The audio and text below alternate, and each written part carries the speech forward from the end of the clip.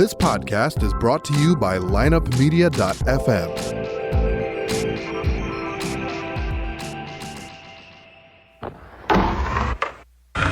Because if you can tell me what your habits are, I can tell you what sort of a person you are. I can tell you what your future looks like. But like I always say, life is 10% what happens to you, it's 90% what you do about it. The people who are most effective in the workplace believe that their future is going to be bigger than their past. When people don't believe that their future is going to be bigger than their past, they begin to disengage.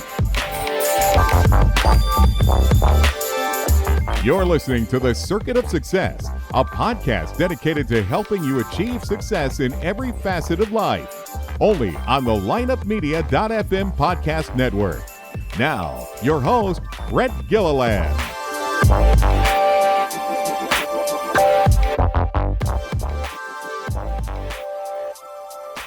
Welcome to the Circuit of Success. I'm your host, Brett Gilliland. Today, I'm excited. I got a buddy here, Colonel Jason Glynn. What's up, buddy? What's going on, Brett? It's How good are to you? be with you. Good to have you. Above average, as I like to say. Above average. I like that. Before we get started, though, I do have to mention that nothing from this episode is endorsed by the federal government, the Air Force, or any of its components. All content and opinions are those of our guest, Jason Glynn, in his personal capacity, and here with me on the Circuit of Success. So again, man, thanks for being with us. You are representing Sanger, California in your hat there, aren't you? That's a fact, yes. Proud of my roots. Grew up a small town in the Central Valley of California, just outside of Fresno, and proud of the friends I made, and that's definitely a part of who I am. I love it. So when you grew up in Sanger, California, who do we root for? What teams?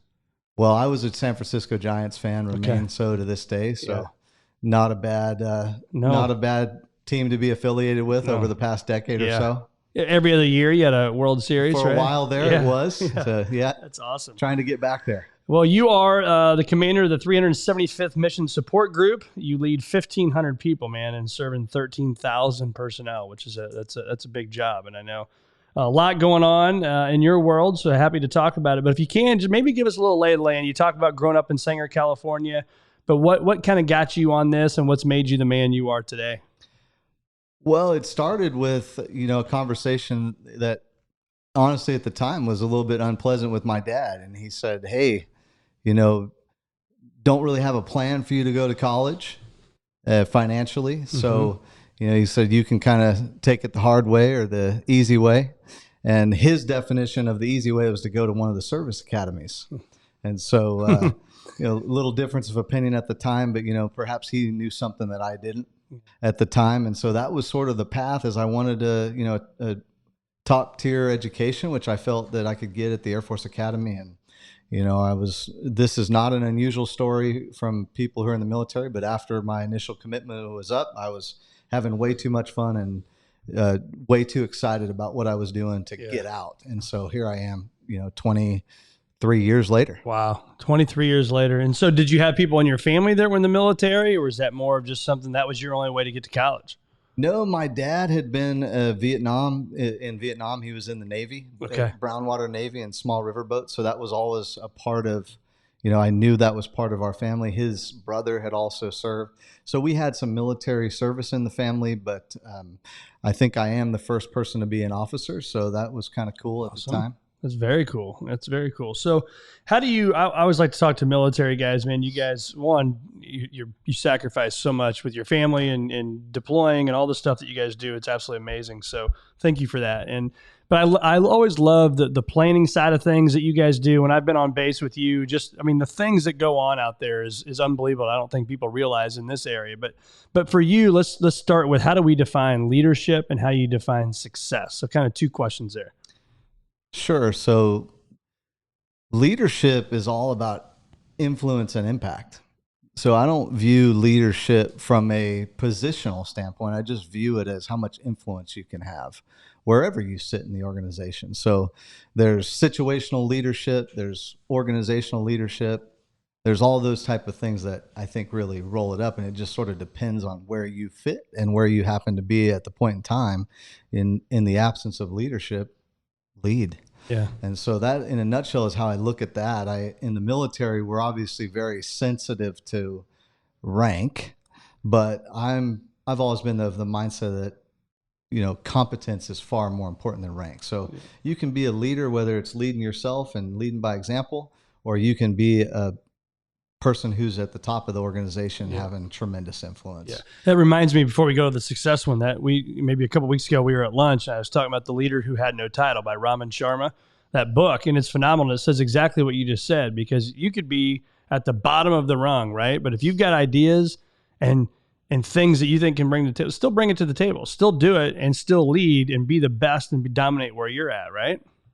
There's no question. I mean, the ceiling is your own, yours alone. Yep. And whatever you can do, and it's always about investing in yourself. And some people are more naturally inclined, I think, to leadership, but it's certainly all about how you prepare to get better, and how much influence your people are having because of what you're doing and your actions. Yeah. So how do you define success? I would say success is, when you talk about the military, the first word that comes to mind is mission. So success is accomplishing the mission. What's the goal? There's lots of books on goal setting and things like that, but in the military, it's the mission. So are you getting the mission done, and are you accomplishing that in a way that's world class? Yeah. I mean, that's kind of how I look at it. Yeah. So how has planning played a role for you personally, but also professionally? Because to your point, there is a mission, we got to go accomplish it. But talk about the planning and kind of how that plays out in your world. Are you talking about military planning or more? Yeah. Kind of Well, I guess you could. tactical? That's a great question. Kind of maybe both. But let's start from a leader, right? So you manage these 1,500 people serving 13,000 personnel. So take the military hat off for a little bit, which we are anyway. But talk about it from a leadership standpoint. What you do to plan to get ready for and to go out and conquer that mission. Okay. So from a personal standpoint, the planning comes down to me, it's one and the same with it's planning in the military, and it's really the same for an individual, is about ends, ways, and means, and then risk. Those are the four components that we look at. Yep. The end state that you want to be at, the ways that you're going to get there, the resources that you're going to use, and then factoring in the risk that is each of your actions is going to have, and the implications of your actions. So in a nutshell, that's the military planning system, and it equates well to your personal life as well. Where do you want to get to? Yep. What tools are you going to use? And then, what resources are you going to have in order to get there? Yeah, and you think about it too from a risk standpoint. I mean, you guys are talking about life and death, right? I mean, not everything, but a lot of what we're talking about, especially when we go to war, life and death, and that takes a whole nother level of planning, because you've got to worry about your people, right? Well, you absolutely do, and the military takes planning seriously. Yeah. I mean, we have professional courses where you learn to plan, Right. and we have people who are professional planners. So it definitely takes a different, when you're talking about the risk involved in our greatest asset, which is the military members themselves. Mm-hmm. It absolutely, it's very important, and the military treats it with that kind of respect. Yeah. Yeah. So when you when you think about that planning side, how much of it are you doing on your own personal life that has helped you plan to get to where you are now, a colonel in the United States Air Force? Well, the goal, I think, initially was not anything based on rank, and it really never has been for me. It's been, I've enjoyed leading teams. And so your mission statement is often defined for you. Where do you need, what's the mission of the organization that you're in? Yep. And so for me personally, it's like, what sort of competencies and skills do I need to develop to contribute to that mission? And that's true, again, no matter where you are in the ladder. Yeah. No matter where you are in the hierarchy. Yeah. So does that come from like a SWOT analysis? Those that don't know, most probably do listen to this: strengths, weaknesses, opportunities, and threats. Does it come from doing something like that, or is it something totally different? Because we don't always know exactly what our weaknesses are and what we need to work on. Right. I think all those tools are helpful. Whatever assessments you have, I believe pretty strongly in having 360 degrees of feedback. Yep. So people that you work for and understanding what, getting their assessment of how you're doing, your peer group, people that you work for, all are very important to doing that. When you talk about SWOT analysis, particularly strengths and weaknesses, I'm of the mindset that even your strengths eventually taken to an extreme can be liabilities. Yep. Speaking for me personally, and this is I stay tuned into this. Attention to detail is something that comes more naturally to me than others, but taken to an extreme, that can slow things down. Yeah. And so I stay tuned in with subordinate leaders and people that I trust to give me candid feedback to make sure that I'm hitting the sweet spot on that. And how often are you doing one of those 360s? So in the military, we're much more less than 360, where you're getting more feedback from the person you work for than you are those others. Like a 180. But you can be deliberate about it. So we're required to do regular feedbacks with each person that we write a performance report on. Okay. So those happen on average at least once a year, and then with the rotation, when a person first arrives and you have that relationship starting, you normally do an initial feedback and expectations brief with them to get them off on the right foot and have a level set on where you're coming from and what you expect of them. Yeah, which I think is huge for the culture, right? Looking at it from a business standpoint. I mean, if the expectations are clear, there's a better likelihood you're going to hit the mission, right? Versus no expectations, no clarity, no communication. Bad things will probably happen. You agree with that? Probably one of the most important things is to, as I said, level set the expectations you're talking about. And it's everything from the big picture things down to, here's how I like to communicate. Here's how I like to receive information. Here are the things that my pet peeves and things that, I'm not happy with, if they happen. So just setting all those things up front, being proactive with it tends to set you up for success. I love that. And again, I just think about clarity. To say Robin Sharma's name again, he talks about clarity precedes mastery. And, the clearer we can be with each other, right? Our relationship, if we're going to work together, the clearer we are, the better likelihood of success that we have. So let's talk about difficult conversations, man, because I think as leaders and people listen to this, we have to have difficult conversations. Maybe it's at home, maybe it's at work, maybe it's with your child, maybe it's just with a friend, right? So what do you do to mentally prepare for that, to go in and know that conversation I'm getting ready to have is going to be extremely difficult? Well, it's a great question, and it's one that is probably the most important things in communication because it comes so unnaturally to people. People do not like to be candid.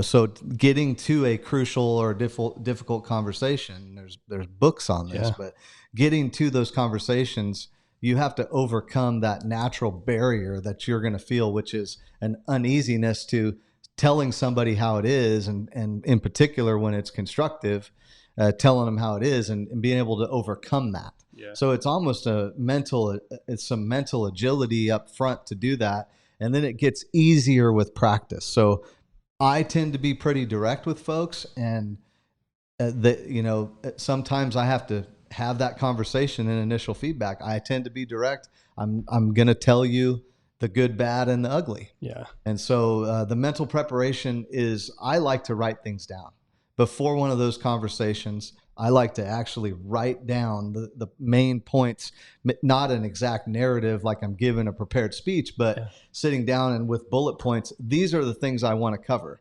Because naturally the stress, you're naturally probably a little bit more stressed than usual when you're going into this emotional conversation with somebody, or what can turn emotional really quickly. Yep. So having the safety net of some notes really helps. And then I've rehearsed a few of those conversations in the past as well. Yeah. Well, I think the visualization, that's huge, right? Anything in life, if we can visualize what's going to happen. I'm a big golfer, so I see golfers, right? They visualize that shot going on the green and then making the putt and seeing it happen. And then when you get up there, you've already seen it, right? And so I think that's huge for you to be able to do that. Yeah, it's a mental model. It's being able to walk through it. It's the same thing before giving a big speech or something like that. Is here's what you expect to happen, and then you can pick up. on where it deviates, where the reality deviates from what you expected, and you can adjust. So how many of those conversations hasn't gone as planned, and what have you done to kind of reboot and bring them back, bring the train back on track, if you will? So, Brett, I would say the ones that I can remember that have gone bad have come down to poor word choice on my part.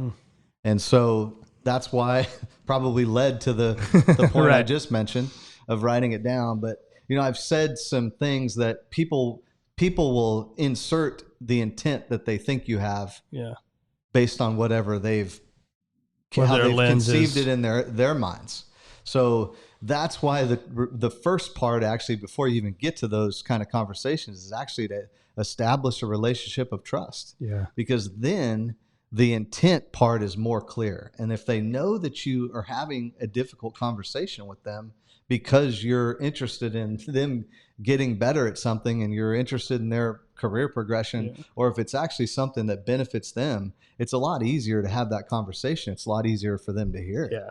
Well, I think what I've learned over the last 8.5 years at Visionary Wealth Advisors, my business partner, Tim Hammett, he talks about his intentions and motives all the time. Right. And early on, I was like, well, this is kind of cool. I've not seen that. But still to this day, I know where he's going, right? You can almost see the body language, when you're going to talk about it. And what I've learned is the more I can share my intentions or share my motives with you on whatever the thing is that we're going to talk about, maybe I can eliminate that piece of the difficult conversation. Absolutely. Yeah. I mean, I can think of, there's a lot of them where if you know somebody well enough, I would argue the feedback is built in. Like by saying nothing, they can tell you're not happy with something and make an adjustment because they've worked with you and they understand what the standard is, or they understand where you're trying to go. Part of that comes with, you got to do some self-evaluation too. And you got to make sure your motives are on point and where you want them. That's right. Because you may have some ego that's starting to pop in and creep its way into what you're thinking about, and you got to make sure that you've sort of tamped some of that down. Yeah. So let's talk about fears. People listen to this, hear me say this all the time. The fears we put in our mind, how many of them have actually blown up to the magnitude you put them in your mind to be? Certainly almost none. And I think it's something I've certainly dealt with, is any number of things, whether it's being, I've been in deployed environments where things are dangerous, and of course been worried about some of that. But at the end of the day, I'm a person of faith. I know you are as well. And, you ultimately rely on that. Yeah. And that's true with any fear that I've ever had, no matter what. So. Yeah. So walk us through that though, because you mentioned the deployments. I mean, I've thought with buddies in the past, living where we're at, obviously you get to know people, and then unfortunately those people, they fly the coop, man, and they're not here anymore. This is what you're going to be doing here soon. But so talk about that, man. I'm on this long flight. I'm going over to ABC place, and it's going to be dangerous, right? So what's that like? Walk us through that, the emotions, the fear, the thoughts on that final plane ride in. Yeah, I mean, it's more just the unknown. I mean, you rarely do anything alone in the military, is what I've found. So trusting your training becomes really important, trusting your preparation, and trusting your teammates. So I think we've said the word trust already in this conversation, maybe close to a dozen times, but that's to me the most important thing. So what it feels like, and I haven't,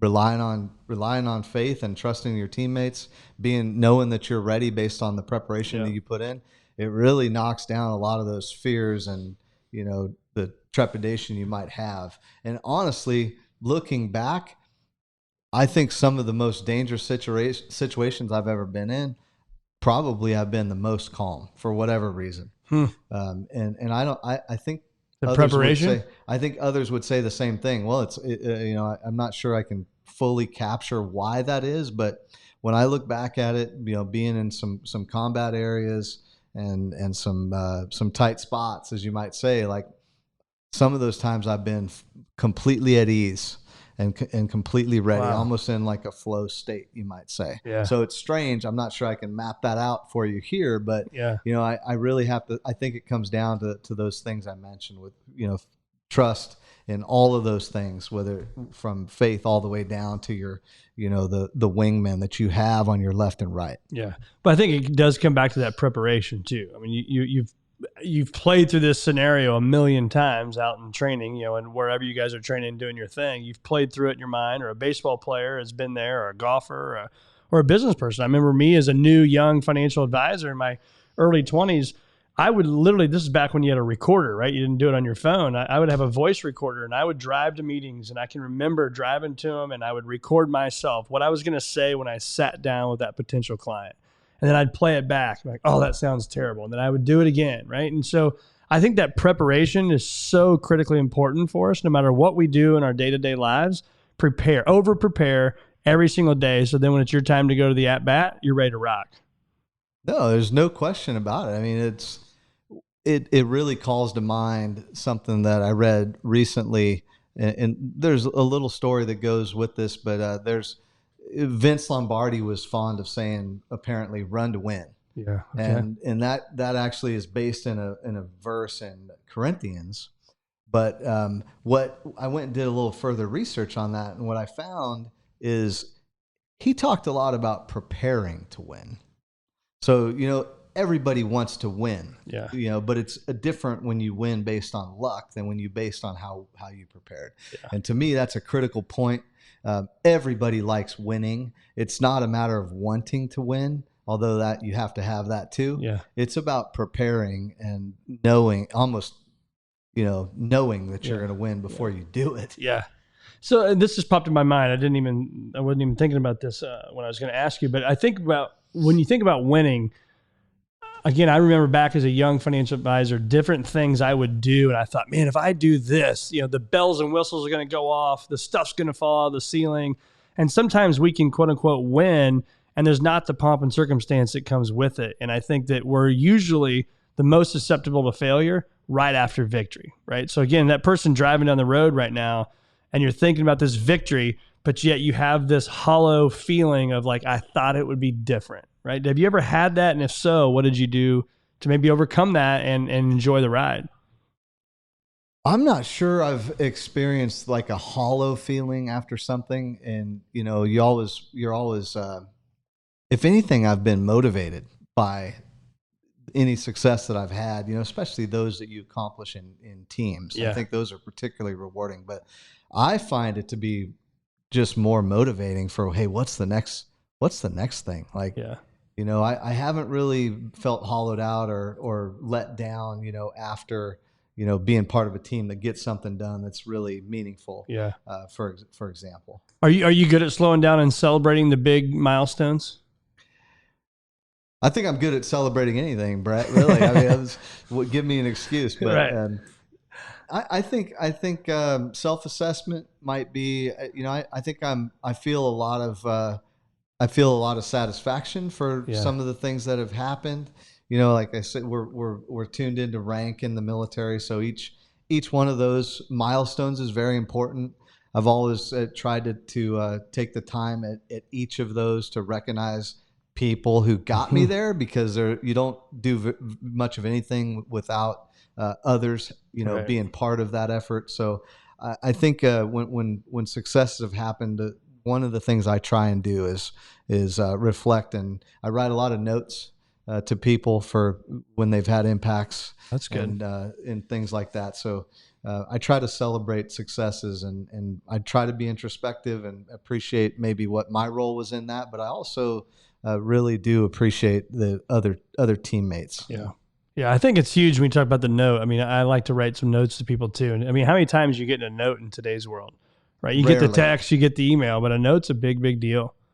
I think it's memorable. I've had a lot of feedback from people who, when I do write a note, it resonates. Yeah. It seems like it hits you know, harder than an email does, although email is great too. Yep. You know, taking any bit of time to recognize somebody else, it makes people feel good. I think it reinforces relationships. Yep. Yeah. 100% agree with that. So, future greater than your past. So our mission statement here at Visionary Wealth Advisors, right, is helping people achieve a future greater than your past. So no matter where they're at, if they work in our firm, they're a client, somebody in the community, we're focused on that, right? That future greater than your past. So when you hear that, what comes to mind for you? The first thing is self-improvement.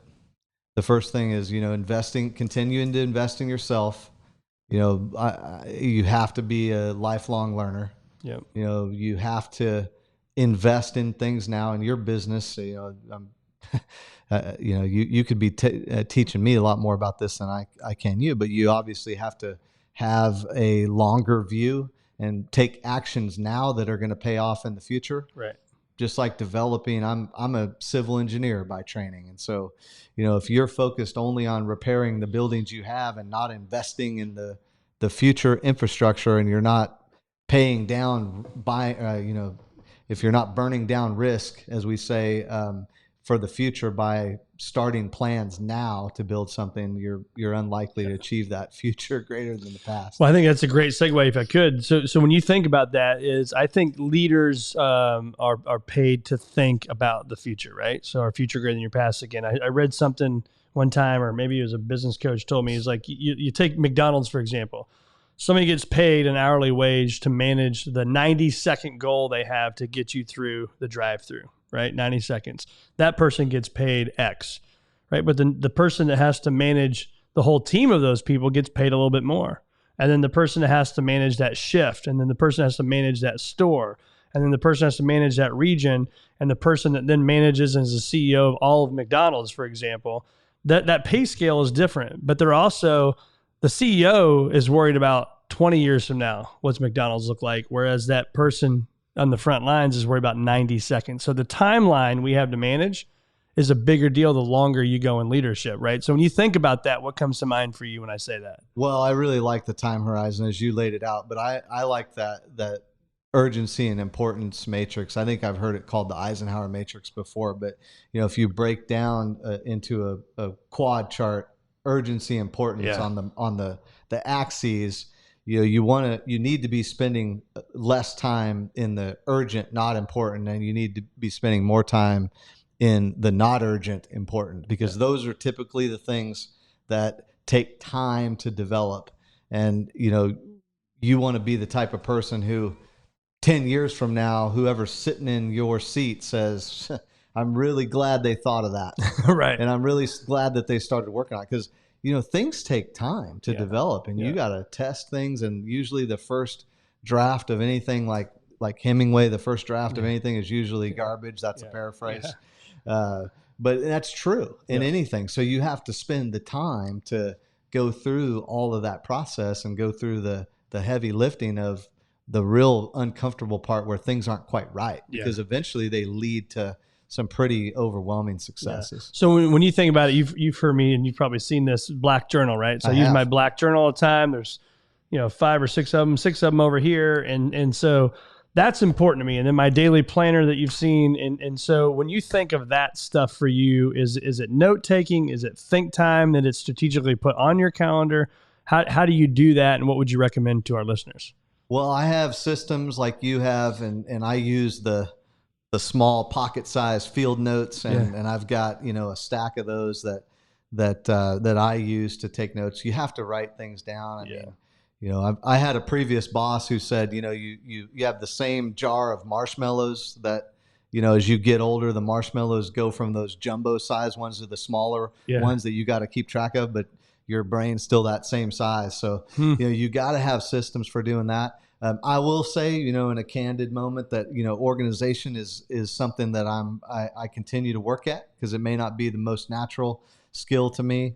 So I have to have systems. And I honestly, it's one of those things when you start talking about your team, and you say, hey, I might need somebody else looking out for this. I may say, hey, I use the calendar to be disruptive and to schedule things out, because I know I'm not going to remember them, and I know I might not do them if they're not scheduled. So everything that's important has to be on the calendar. And the things that in a military organization, many of those things can be recurring appointments that last years, that help, 2 successors from or more from where you are in being able to know that something's important. Because continuity is something that we struggle with a lot, because we're constantly rotating. So every job, every command position, those always vacate on average probably every 2 years, certainly on the command positions. And so establishing continuity of what's important and all the compliance-based things that we have to deal with, it's important to have those systems. So I use other people to balance out things that don't come as naturally to me. And I have, the notebook approach that you laid out. So the schedule, the notebook, the discipline to do the planning, whether it's daily planning in the morning or weekly planning, is a huge advantage for me. So just structuring that into your day is kind of how I put it. And that's so helpful for me to hear it. I mean, time and time again, I do it. I'm a believer in it, but it's good to hear from other leaders that it's so important. I think it's good for people to hear that every week in and week out on the show too, is to talk about the planning side of it. And I don't think enough people block time off for themselves. And I don't mean block time off to go to a spa or to go golf. I mean, like literally you sit down with a notebook. And so I would tell anybody that's listening, just do it, try it, take some notes. And so I want to spin to the next thing. I want to read some numbers here. And I think this is important, is reading. I know you and I share that common theme that we believe in reading. And so I don't know if I've ever shared these before, and it's just math. So this isn't like I made something up, but think about, so this is 10 pages a day. So I started this about 6 years ago. I got so tired of being the guy that said, okay, I'm going to have a book, I'm going to read it, and then it would sit on my nightstand and I'd read like 35 pages of it, right? So 10 pages a day, 3,650 pages in a year. That's basically 20 business books a year. Go out 5 years, that's 18,250 pages. It's about 95 to 100 books. 10 years, it's 182 to 200 books. And I write down, where will you be in 10 years? So think about that. 10 pages a day sounds easy, right? But if I told you in 10 years, you were going to read 36,500 pages, or if I said, just go read that, that's very difficult, right? So when you talk about reading, how important is that to you, to your success and where you're at today? If your listeners take away one thing, it's that reading's important. And I've loved to read, so it comes naturally to me, but I think it's important even for those who don't read. And there's other ways to consume that type of material with audiobooks and other different ways, but it's the learning that's really important. And so, and I think if you look at most successful people, creatives, executives, doesn't matter, you're going to find that many of them are readers. Interesting thing I learned, I was just at the Rock and Roll Hall of Fame there in Cleveland, Ohio on recent vacation. And I was fascinated because one of the exhibits was Elvis Presley, and it said that he carried around with him like some 200 books that he would read and reflect on. And some of them were there, pictured, and he had margin notes in there. And I think you'll find that replicated across many successful leaders. And so I think it's really important that you're deliberate about reading. I like to read widely. I like military stuff, but I like to read fiction. I like to read all manner of things. I keep a running, top 10 list of books that I hand out to people of things that have really resonated with me. You and I have talked about some of those and shared some of those. So reading is so important. There's a slogan that goes something like, not all readers lead, but all leaders read. I think I've found that to be true more often than not. Yeah, Henry Ford, I think, said that. Don't know who it was attributed to. I think it was Henry Ford said all readers, not all readers lead, but all leaders read. Right. Which is true. Hopefully that's what I said. Yeah, I think that's what you said. Yeah, exactly. Exactly right. Yeah, I just think it's critical. And I love what you do too, is you make a note on who told you about the book and what the book was. And I think that's cool, because you think about when you go to the bookstore, if you're like me, I mean, there's 9 million books in here. It's like, what in the hell am I going to pick? Right. But yet if somebody you trust told you it's a good book, for me, that's a no brainer. Like if you tell me there's a good book, I'm going to buy it. Like I'm going to buy that book. It's going to show up, with Amazon, in about 13 hours on my doorstep, and I got the book. So I think that's important to do that. Until I recommend a bad one anyway. Yeah, right? Exactly. I have an Evernote note that I keep that has, a reading list. And I do like to put, partially, I started putting who recommended it because there were a few times when I just couldn't remember. And I like to give people feedback. I'm like, hey, I really appreciate you recommending that. And if I have a chance to read it. So Yeah, I use that, and I have. I think I shared with you before. I have kind of a rule of 3 that I'll use for reading and a lot of different things. If I hear it for a third time, I'm like, that's probably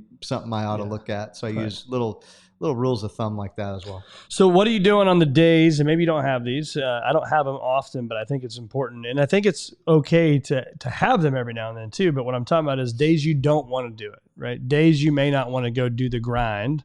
What do you do to just do it anyway? Right out of David Allen's Get Things Done, what's the next action?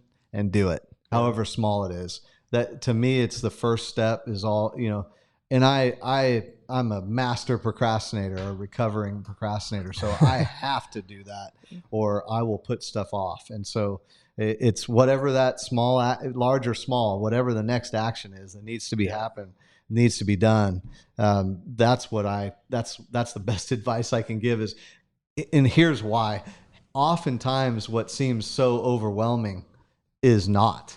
And so I'm working on one of my hobbies, and I'm not a experienced mechanic, but I picked up this old 84 Mercedes 300D diesel, and I've been working on that. And some of those problems, some of the problems that present with a car that's that old, you don't know where to start.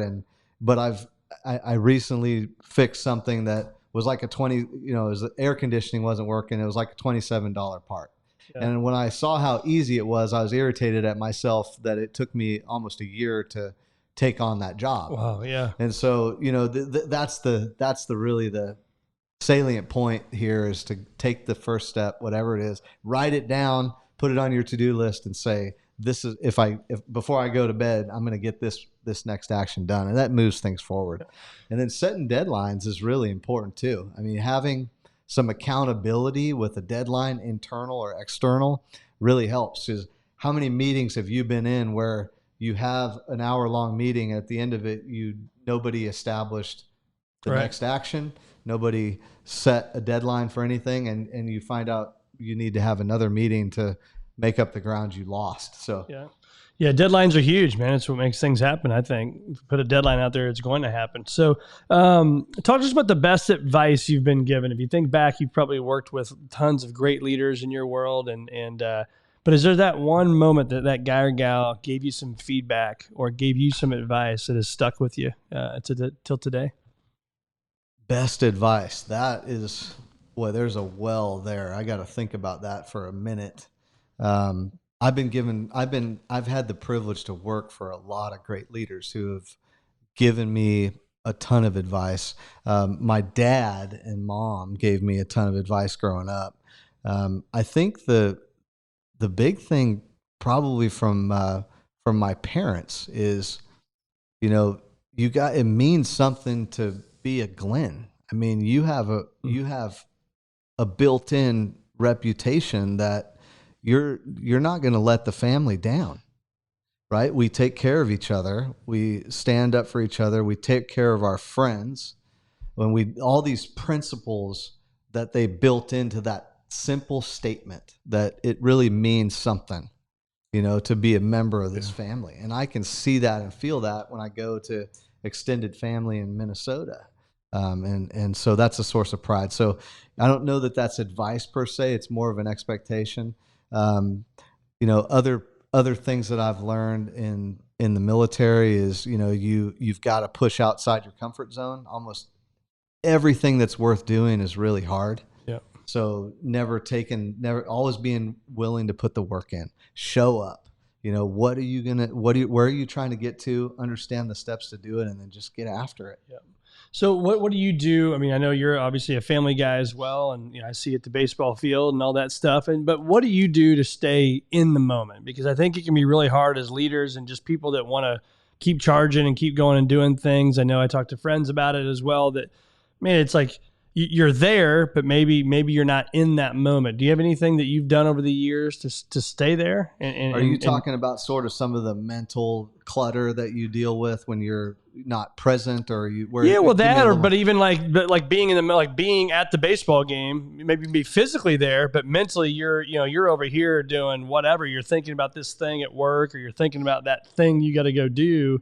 Have you done anything or any advice you'd have for people? Well, it doesn't come naturally in this age when you have 100 distractions, and Right. we're sort of tethered to our electronic devices because we have, responsibilities that have to be attended to. I think it's just being deliberate and saying, I'm not, if you catch yourself even unwittingly looking at your phone, like, I'm going to put my phone away for the rest of this baseball game, and I'm going to tune in. Conversations are another one where, you have to, the best technique, I think, for staying tuned into conversations is to assume value in the person that you're talking to. Yeah. I have something to learn from you in this conversation, and that's going to be true really of most people. You're better at something, or probably many things, than I am. And so assuming that value and that helps you tune in and stay present in a conversation when your mind wants to take you elsewhere, or your mind wants to think about what you're going to say in response. Yeah, that's good. So while we're on that subject, just about those types of things, let's talk about a support system. I mean, how critically important is your support system? I think we've talked, you've lived in how many locations? I'd have to do the math. It's up in the teens. So yeah. I think it's like close to 13 places now. 13 places. That doesn't just happen, right? That comes with a support system. Doesn't mean it's always easy, but that support system at home, I think, is also a very, very critical point for people when they're thinking about their success. And I know they probably know that, but I think to slow down and really acknowledge it and embrace it, that's a critically important part for our success. Oh, it is. And in the military, you say you definitely want to run out of Air Force before you run out of family. Yeah. And sometimes it doesn't work out that way for people, sadly. But yeah, you hit it. Growing up in Sanger, back to that, and kind of bookending that piece is, I still have a lot of the same friends that I grew up with. Yeah. And so, That's cool. I do rely on those friendships. I rely on family. My wife and 2 kids are obviously add a lot of meaning for why, I do what I do in the first place, and are, a reliable source of strength and consolation, whatever the moment calls for. I love that. So most of the time we will talk about, websites and where our listeners find, but here's what I find about you military guys. Man, I can't do any dirt on you guys. I can't find any research on you. You do a good job of staying low key. I like that. Well, for me, I'm down to like my last 2 days in this particular position, but for the moment you can always find me directly on a public website for the base where I am. So, but yeah, I don't keep a real high social media profile, but it's good. But people can still get a hold of me. They can always reach out. They can always find me, and I'll find you wherever you're at in the world, man. Well, it's been awesome having you on the Circuit of Success, Jason. It's been fun, man, and getting to know you here in the last year. I know I've been on base with you. You've come to some of our firm stuff and spoke to our group, and so it's just been awesome getting to know you. Thanks again for your service and your continued service. I know you're heading down to Miami, right? We are, and let me back up to just say, hey, that feeling's mutual, Brett. I've enjoyed getting to know you, and had an opportunity to visit with your team and share some leadership advice. Appreciate you coming out to impart some of your experience and wisdom with our team. But yes, onward to Doral, Florida. I'm gonna join a team down there, and we're excited about that. So it'll open a new chapter in this military journey. Love it, man. Well, thanks for being with us on the Circuit of Success, and we'll look forward to seeing you and watching your journey along the way, man. Thanks, Brett.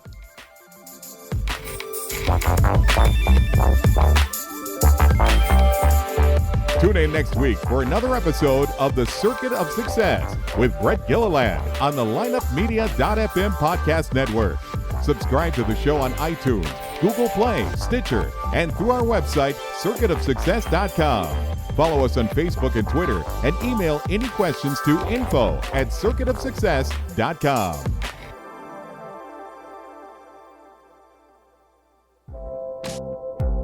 This podcast was a presentation of lineupmedia.fm.